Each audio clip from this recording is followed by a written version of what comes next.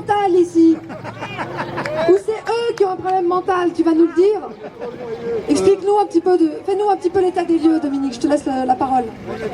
Alors pour répondre à cette question-là, je ne suis pas tout à fait préparé, mais disons, il est évident qu'il y a pas mal de psychopathes aux manettes, d'autres que moi l'ont dit. C'est un peu fort là. Ah, plus près? Oui. Et puis les gens qui se sont réveillés, disons, qui ont pris conscience qu'il y avait quelque chose qui dysfonctionnait, pour moi, sont plutôt en bonne santé mentale. Voilà. Il y a autre chose que je dois dire, chef? Alors à propos de ce qui se passe pour l'OMS, c'est plus à titre professionnel. À part être psychiatre, je suis surtout sexologue.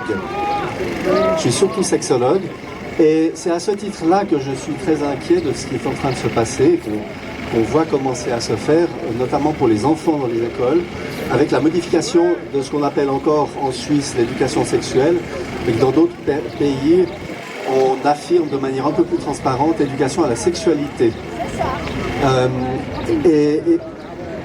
Oui. Et c'est... Moi, je suis très douée avec le micro. Il faut parler dans le micro, il faut manger le micro, monsieur. Comme si vous le mangiez, parce qu'on n'entend pas. Voilà, contre le micro.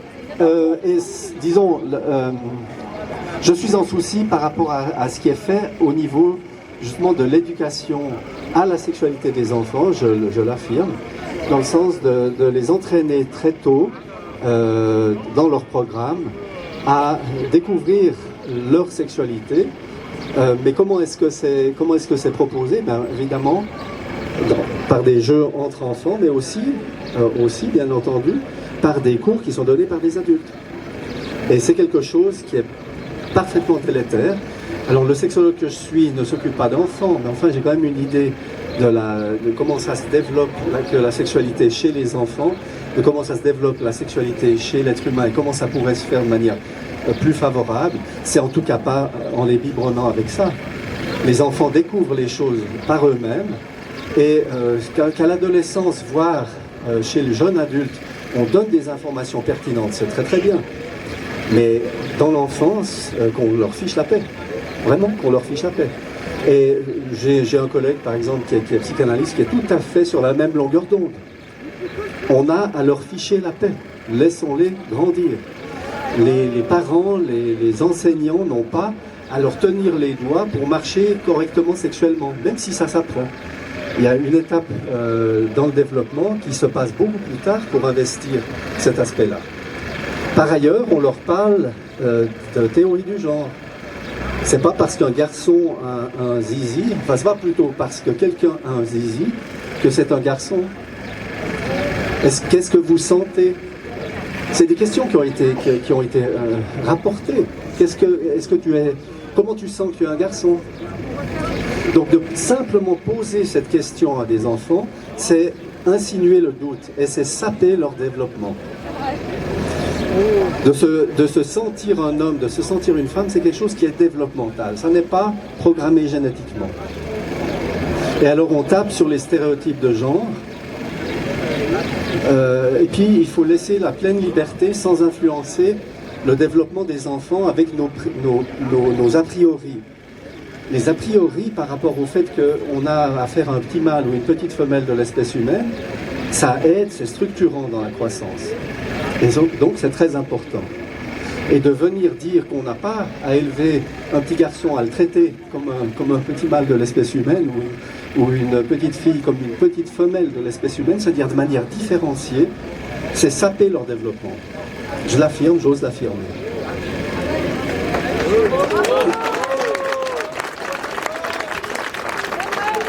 Et donc c'est très inquiétant pour moi. Je pense bien que les gens qui s'occupent actuellement comme Santé Suisse, qui s'occupent de santé sexuelle suisse, qui s'occupent d'éducation sexuelle, la plupart de ces personnes n'ont absolument rien de mauvais dans ce qu'ils souhaitent apporter aux enfants. Je pense bien qu'ils sont de bonne foi. Mais la question, c'est que pour certains, ils sont très influencés.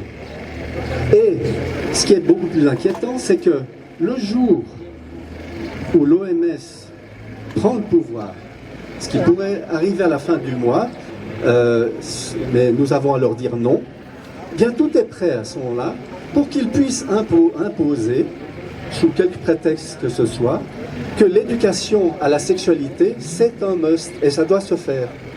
Tout est prêt actuellement dans les planifications de ce qui peut se faire au niveau de Santé Sexuelle Suisse et d'autres organismes pour que ça puisse être implémenté et nous n'aurons à ce moment-là plus le choix. Donc c'est à ce titre-là que je suis, comme sexologue, comme psychiatre évidemment, mais surtout comme sexologue, je suis extrêmement inquiet pour la santé de notre société. On est en train de saper le développement des futurs êtres humains en termes d'hommes et de femmes dans cette société. Voilà.